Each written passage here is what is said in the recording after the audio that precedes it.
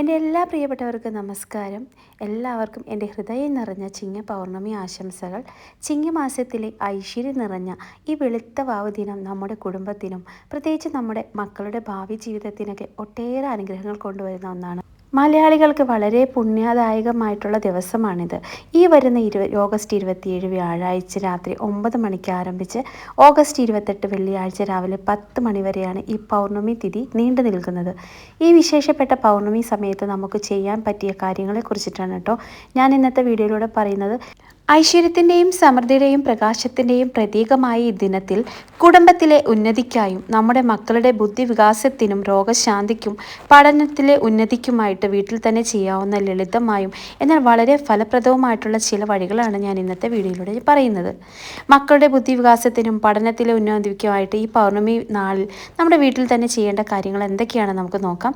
അതുപോലെ നമ്മുടെ ചാനൽ ആദ്യമായിട്ട് കാണുന്നുണ്ടെങ്കിൽ സബ്സ്ക്രൈബ് ചെയ്യാത്തവരൊന്നുണ്ടെങ്കിൽ സബ്സ്ക്രൈബ് ചെയ്തിട്ട് കാണാൻ ശ്രമിക്കുക. ഈ പുണ്യദിനത്തിൽ നമ്മുടെ കുട്ടികളുടെ ഉന്നതിക്കായിട്ട് നമുക്ക് വീട്ടിൽ ചെയ്യാവുന്ന നല്ല നല്ല വഴിപാടുകളുണ്ട്. ഏറ്റവും എളുപ്പത്തിൽ ഏറ്റവും സിമ്പിളായിട്ട് ചെയ്യാൻ പറ്റുന്ന കാര്യങ്ങളാണ്. അപ്പോൾ നമ്മുടെ ഏതൊരു അമ്മമാർക്കും ഏറ്റവും കൂടുതലുള്ള വിഷമം കുട്ടികളുടെ പഠനത്തിലുള്ള കാര്യവും അവർ ജോലി സംബന്ധമായിട്ടുള്ള കാര്യങ്ങളൊക്കെ ആയിരിക്കുമല്ലോ. അപ്പോൾ ഈ അമ്മമാർ ചെയ്യാൻ പറ്റുന്ന ഒരൊറ്റ കാര്യമാണ് കേട്ടോ, അത് ഉറപ്പായിട്ട് നിങ്ങൾ ചെയ്യണം. അതായത് സരസ്വതി യാമം അല്ലെങ്കിൽ വിദ്യാപ്രാർത്ഥനയാണ്. പൗർണമി ദിനത്തിൽ വൈകുന്നേരം നമ്മുടെ മക്കളെ കൊണ്ട് സരസ്വതി മന്ത്രങ്ങളോ അല്ലെങ്കിൽ ഗായത്രി മന്ത്രമോ ജപിക്കുക, അത് ശീലമാക്കുക. ഇത് മക്കളുടെ ബുദ്ധിശക്തിക്കും ഏകാഗ്രത ഓർമ്മശക്തി ഒക്കെ വർദ്ധിപ്പിക്കാനായിട്ട് വളരെ നല്ലതാണ്. അപ്പോൾ എല്ലാ മാസത്തിലെ പൗർണമിയിൽ നിങ്ങൾ കുട്ടികളെ കൊണ്ട് ഇത് ഉറപ്പായിട്ട് ചെയ്യാൻ ശ്രമിക്കുക. പിന്നെ അതുപോലെ നിലവിളക്ക് കൊളുത്തിയുള്ള പ്രാർത്ഥന, നമ്മൾ ഈ സന്ധ്യാസമയത്ത് പൗർണമിയുടെ ദിവസം വിളക്ക് കൊളുത്തി വെച്ചിട്ട് മക്കളെ അതിന് മുന്നിലിരുത്തി പ്രാർത്ഥിച്ചാൽ അത് ശീലമാക്കണം മക്കളെ കൊണ്ട്. ലക്ഷ്മി ദേവിയുടെയും വിഷ്ണു ഭഗവാന്റെയൊക്കെ അനുഗ്രഹം ഇതുവഴി മക്കൾക്ക് ലഭിക്കും. പൗർണമി നിലാവ് കൊള്ളിക്കുന്ന ഒരു കാര്യമുണ്ട് കേട്ടോ. പൗർണമി രാത്രിയിൽ നമ്മുടെ മക്കളെ കുറച്ച് സമയം ചന്ദ്രപ്രകാശം അതായത് നിലാവ് കൊള്ളിക്കുന്നത് വളരെ നല്ലതാണ്. ചന്ദ്രൻ്റെ പ്രകാശം മനസ്സിന് ശാന്തത നൽകാനും ശരീരത്തിൽ പോസിറ്റീവ് ഊർജ്ജം നൽകാനൊക്കെ സഹായിക്കും.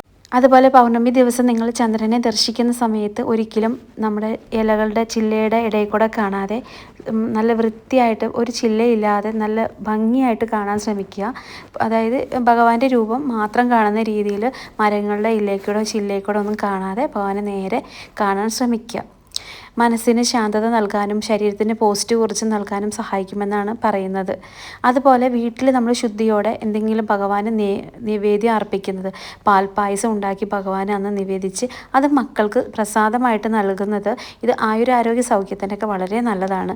പിന്നെ ഈ പുണ്യദിനത്തിൽ നമ്മുടെ മക്കളുടെ കൈകൊണ്ട് പാവപ്പെട്ടവർക്കോ അല്ലെങ്കിൽ മൃഗങ്ങൾക്കൊക്കെ ആഹാരം കൊടുക്കുന്നത് അത് നല്ലതാണ്. ചെറുപ്പത്തിലെ തന്നെ മക്കളിൽ ദയയും പങ്കുവയ്ക്കാനുള്ള മനസ്സൊക്കെ വളർത്താനായിട്ട് ഇത് സഹായിക്കും. സാധിക്കുമെങ്കിൽ നിങ്ങൾ വൈകുന്നേരം സന്ധ്യാസമയത്ത് മക്കളുമായി വിഷ്ണു ഭഗവാന്റെ അടുത്തോ അല്ലെങ്കിൽ ദേവീ ക്ഷേത്രത്തിലോ ദർശനം നടത്തുക. നിങ്ങൾ ദേവീ ക്ഷേത്രത്തിൽ പോകുന്ന സമയത്ത് ദേവിക്ക് നാരങ്ങ മാല ചാർത്തുന്നതും അതുപോലെ നാരങ്ങ വിളക്ക് കത്തിക്കുന്ന നാരങ്ങ പിഴിഞ്ഞ് നിങ്ങൾക്ക് പറ്റുമെങ്കിൽ പിഴിഞ്ഞ് ഭഗവതിക്ക് നമുക്ക് നാരങ്ങ വിളക്ക് കത്തിക്കാം. അതുപോലെ വിഷ്ണു ഭഗവാന്റെ അടുത്ത് പോകുന്ന സമയത്ത് നമുക്ക് നെയ്വിളക്ക് അങ്ങനെ എന്തെങ്കിലും കത്തിച്ചിട്ട് ഭഗവാനെ പാൽപ്പായസം എന്തെങ്കിലും അർപ്പിക്കുന്നത് നല്ലതാണ്. വളരെ ലളിതമാണെങ്കിലും നമ്മുടെ ജീവിതത്തിൽ മക്കളുടെ കാര്യത്തിൽ വലിയ മാറ്റങ്ങൾ കൊണ്ടുവരാനായിട്ടൊക്കെ കഴിയുന്ന ഒന്നാണിത്. ഈ പൗർണമി ദിവസം നമ്മളെ കൊണ്ട് ചെയ്യാൻ പറ്റുന്ന രീതിയിലുള്ള കാര്യങ്ങൾ ചെയ്യാൻ നോക്കുക. അത് ഏറ്റവും പുണ്യകരമായിട്ടുള്ള കാര്യങ്ങളാണ്. നമ്മുടെ ജീവിതത്തിലെ വലിയ ബുദ്ധിമുട്ടുകളും കഷ്ടപ്പാടുകളൊക്കെ മാറി നല്ല യോഗങ്ങൾ വന്നു ചേരാൻ നമുക്ക് വീട്ടിലിരുന്ന് ചെയ്യാവുന്ന വളരെ ശക്തമായിട്ടുള്ള വഴിപാടാണ് ഞാൻ പറയാൻ പോകുന്നത്. അതായത് കല്ലുപ്പിനെ നെഗറ്റീവ് എനർജി വലിച്ചെടുക്കാനൊരു പ്രത്യേക കഴിവുണ്ട്. അപ്പോൾ നമുക്ക് കല്ലുപ്പ് കൊണ്ട് കുറച്ച് വഴിപാടുകൾ എങ്ങനെ വീട്ടിൽ ചെയ്യാം. അതായത് നമ്മുടെ പൗർണമി ദിവസം ആവശ്യമായിട്ടുള്ള സാധനങ്ങൾ കുറച്ച് കുങ്കുമം വേണം, പിന്നെ 5 മൺചിരാതുകളും വിളക്കിൽ ഒഴിക്കാൻ കുറച്ച് നെയ്യും അല്പം കല്ലുപ്പും വേണം കേട്ടോ. ഇത് പൂജാമുറിയിൽ അല്പം വെള്ളം ചേർത്ത് ചുവന്ന കുങ്കുമം കൊണ്ട് നല്ലൊരു വട്ടം അതായത് ഒരു സർക്കിൾ വരയ്ക്കുക. ആ സർക്കിളിന് മുകളിൽ ഒരു ചെറിയ പ്ലേറ്റിലോ ഒരു പാത്രത്തിൽ നിറയെ കല്ലുപ്പ് പരത്തി വെക്കുക. ഒരു ചെറിയൊരു സ്റ്റീലിൻ്റെ എന്തെങ്കിലും ഒരു പാത്രം അതിനകത്ത് നന്നായിട്ട് കല്ലുപ്പ് നിരത്തിയിടാൻ നോക്കുക. ആ കല്ലുപ്പിന് മുകളിലായിട്ട് 5 മൺചിരാതുകൾ നെയ്യൊഴിച്ച് കൊളുത്തി വെക്കുക. ഒരു ദീപം കിഴക്കോട്ട് നോക്കിയും ബാക്കി 4 അതിനോട് ചേർന്ന് പുറത്തേക്ക് നോക്കി നിൽക്കുന്ന രീതിയിലായിരിക്കണം വെക്കേണ്ടത്. ഈ വിളക്ക് കൊളുത്തി പ്രാർത്ഥിക്കുന്ന സമയത്ത് നമ്മളാണെങ്കിലും നമ്മുടെ മക്കളാണെങ്കിലും ഒരു പ്രധാനപ്പെട്ട ഒരു നാമം നമ്മൾ ജപിക്കണം. ഹരിയോം യോഗചന്ദ്ര പ്രചോദയാത് എന്ന ഈ നാമം ജപിച്ചുകൊണ്ട് നമ്മുടെ കുടുംബത്തിലെ ബുദ്ധിമുട്ടുകൾ മാറാനും സകല രീതിയിലുള്ള ഐശ്വര്യങ്ങളും ഉണ്ടാകാനും പ്രപഞ്ചത്തിനോടും നമ്മുടെ ഇഷ്ടദൈവത്തോടും മനസ്സൊരുക്കി നമ്മൾ പ്രാർത്ഥിക്കണം. അതായത് നമ്മുടെ വിഷമങ്ങളെല്ലാം ഭഗവാനോട് പങ്കുവയ്ക്കുക. ചന്ദ്രഭഗവാനെ നോക്കിയിട്ട് വേണം നമ്മളിത് പ്രാർത്ഥിക്കാനായിട്ട്. പിറ്റേ ദിവസം ഈ ചിരാതുകളെടുത്ത് കഴുകിക്കളയാം. അതുപോലെ തന്നെ ആ ഉപ്പുവെള്ളത്തിൽ അലിയിച്ച ഏതെങ്കിലും ചെടിയിൽ ആ വെള്ളം ചെടിയുടെ ചുവട്ടിൽ ഒഴിക്കാവുന്നതാണ്. അത് ചവിട്ടാത്തടുത്ത് വേണം ഒഴിക്കാനായിട്ട്. പിന്നെ നമുക്ക് ഈ പൗർണ്ണമി വ്രതം ആചരിക്കേണ്ടത് എങ്ങനെയാണെന്ന് വെച്ചാൽ, പൗർണ്ണമി വരുന്ന ദിവസം നമ്മൾ രാവിലെ കുളിച്ച് ശുദ്ധമായിട്ട് വസ്ത്രമൊക്കെ ധരിച്ചിട്ട് വേണം അന്നത്തെ വ്രതം ആരംഭിക്കാൻ. സാധിക്കുന്നവർക്ക് സൂര്യോദയം മുതൽ സൂര്യാസ്തമയം വരെ പൂർണ്ണമായിട്ടുള്ള ഉപവാസത്തോടെയോ അല്ലെങ്കിൽ ഒരു നേരം മാത്രം അരിഭക്ഷണം കഴിക്കുന്നതിലൂടെയൊക്കെ ഒരിക്കലും ഊണൊക്കെ എടുത്ത് ഈ രീതിയിലുള്ള വ്രതം നോൽക്കാവുന്നതാണ്. സാധിക്കുമെങ്കിൽ മാത്രം. അല്ലെങ്കിൽ നിങ്ങൾക്ക് സസ്യാഹാരങ്ങൾ കഴിച്ചുകൊണ്ട് നമുക്ക് വ്രതം എടുക്കാം. സന്ധ്യാസമയത്ത് വീട്ടിൽ നിങ്ങൾ ഉറപ്പായിട്ടും നിലവിളക്ക് കൊളുത്തി ദേവീനാമങ്ങളൊക്കെ ജപിക്കാൻ മറക്കരുത്. വളരെ പ്രധാനപ്പെട്ടായിട്ടുള്ള ഒരു കാര്യമാണ് ആ സന്ധ്യാസമയത്തുള്ള പ്രാർത്ഥന. ഭഗവതി സേവ, ലളിതാ സഹസ്രനാമം അല്ലെങ്കിൽ ദേവീസ്തുതികളൊക്കെ ഈ ദിവസം പാരായണം ചെയ്യുന്നത് അതിശ്രേഷ്ഠമാണ്. ഈ ദിവസം സന്ധ്യാസമയത്ത് നമ്മൾ ഉറപ്പായിട്ട് ചെയ്യേണ്ട കാര്യം ദീപാരാധന വിളക്ക് കൊളുത്തലാണ് കേട്ടോ. സൂര്യൻ അസ്തമിക്കുന്ന സമയത്ത്, അതായത് സന്ധ്യയ്ക്ക് വീടുകളിൽ നിലവിളക്ക് കൊളുത്തുന്നത് നിർബന്ധമാണ്. നിലവിളക്കിൽ എണ്ണയോ നെയ്യോ ഒഴിച്ച് തിരിയിട്ട് കിഴക്കോട്ടോ പടിഞ്ഞാറോട്ടോ അഭിമുഖമായിട്ട് കൊളുത്തണം. സാധാരണയായിട്ട് നിലവിളക്കിൻ്റെ പ്രകാശം കിഴക്കോട്ട് വരുന്നതാണ് ഏറ്റവും ഉത്തമം. വിളക്ക് കൊളുത്തിയ ശേഷം വീടിൻ്റെ പ്രധാന വാതിലുകൾ തുറന്നിടണം. അത് ഐശ്വര്യം കടന്നു വരാനാണെന്ന വിശ്വാസമാണ്. പിന്നെ അതുപോലെ തന്നെ വിളക്ക് കൊളുത്തിയ ശേഷം കൈകൂപ്പി നിന്ന് സന്ധ്യാനാമങ്ങൾ ചൊല്ലണം. ഹരിനാമ കീർത്തനമോ വിഷ്ണു സഹസ്രനാമോ ലളിതാ സഹസ്രനാമമോ അല്ലെങ്കിൽ ലളിതമായിട്ടുള്ള ദേവീനാമങ്ങളോ നിങ്ങൾക്ക് ജപിക്കാം. വീട്ടിലെ എല്ലാവരും ഒന്നിച്ച് പ്രാർത്ഥിക്കുന്നത് കുടുംബത്തിലെ മനസ്സമാധാനവും പോസിറ്റീവ് എനർജിയൊക്കെ വർദ്ധിപ്പിക്കാനായിട്ട് സഹായിക്കും. ആ സമയത്ത് നിങ്ങൾക്ക് സാമ്പ്രാണിയോ കർപ്പൂരമൊക്കെ, അതായത് സന്ധ്യാസമയത്ത് വീടുകളിൽ സാമ്പ്രാണിയൊക്കെ നമ്മളങ്ങനെ കൊഴിയുന്നത് നല്ലതാണ്. പിന്നെ കറുവപ്പട്ടയോ അല്ലെങ്കിൽ അങ്ങനെയുള്ള കുന്തിരിക്ക അങ്ങനെയൊക്കെ പുകയ്ക്കുന്നതൊക്കെ വീടുകളിൽ നെഗറ്റീവ് എനർജി അകറ്റാനായിട്ട് സഹായിക്കും. പിന്നെ വിളക്ക് കൊളുത്തിയ ശേഷം കർപ്പൂരം ഒഴിഞ്ഞ് തൊഴുന്നത് നല്ലതാണ് കേട്ടോ. ശാന്തമായിട്ടുള്ളൊരു അന്തരീക്ഷം നമ്മുടെ വീട്ടിൽ നിലനിർത്തണം. അതായത് സന്ധ്യാസമയത്ത് വീടുകളിൽ വലിയ ശബ്ദത്തിൽ സംസാരിക്കുകയോ വഴക്കുണ്ടാക്കുകയോ ബഹളം വയ്ക്കുകയോ ഒന്നും അന്നത്തെ ദിവസം ചെയ്യരുത്. പ്രത്യേകം ശ്രദ്ധിക്കേണ്ട കാര്യമാണ്. വീട് എപ്പോഴും ശാന്തമായിട്ട് ഇരിക്കാൻ സൂക്ഷിക്കുക. സന്ധ്യാസമയത്ത് ഒഴിവാക്കേണ്ട കുറച്ച് കാര്യങ്ങളുണ്ട്. അതായത് സന്ധ്യാസമയത്ത് ഒരിക്കലും ഉറങ്ങാൻ പാടില്ല. ഇത് ദാരിദ്ര്യത്തിനും അലസതയ്ക്കും കാരണമാകുമെന്നാണ് വിശ്വാസം. ഭക്ഷണം കഴിക്കൽ, അതായത് സന്ധ്യാസമയത്ത് ഭക്ഷണം കഴിക്കുന്നത് ഒഴിവാക്കുക.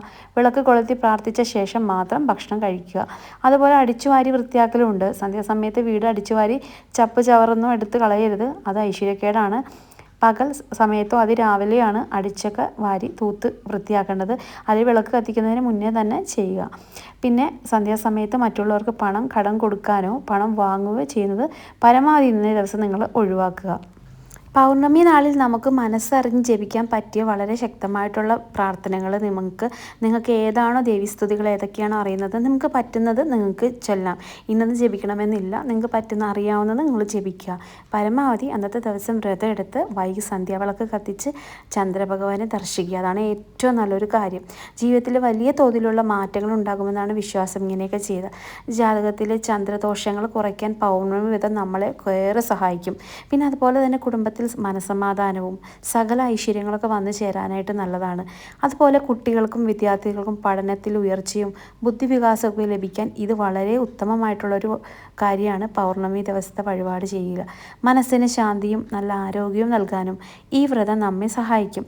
വളരെ ലളിതമാണെങ്കിലും നമ്മുടെ ജീവിതത്തിൽ വലിയ മാനസികവും ആത്മീയവുമായിട്ടുള്ള പോസിറ്റീവ് എനർജി തരാൻ ഈ വ്രതത്തിന് കഴിയും. അപ്പോൾ എല്ലാവരും ഈ ചിങ്ങമാസത്തിലെ പൗർണമി നാളിൻ്റെ പ്രത്യേകതകളും കല്ലുപ്പ് ചിരാത് വെച്ചുള്ള ദീപ വഴിപാടുകളൊക്കെ ചെയ്ത് നോക്കുക. നമ്മുടെ മക്കളുടെ ഉന്നതിക്കായിട്ട് നമുക്ക് ജപിക്കേണ്ട കാര്യങ്ങളും ഒപ്പം ജപിക്കേണ്ട മന്ത്രങ്ങളെല്ലാം ഇന്നത്തെ വീട്ടിലൂടെ നമ്മൾ കണ്ടു കഴിഞ്ഞു. വളരെ ലളിതമാണെങ്കിലും നമ്മുടെ ജീവിതത്തിലെ കുടുംബത്തിലും വലിയൊരു മാറ്റവും പോസിറ്റീവ് എനർജി കൊണ്ടുവരാനായിട്ട് ഇത്തരം ചെറിയ ആചാരങ്ങൾക്കും പ്രാർത്ഥനകൾക്കും സാധിക്കും.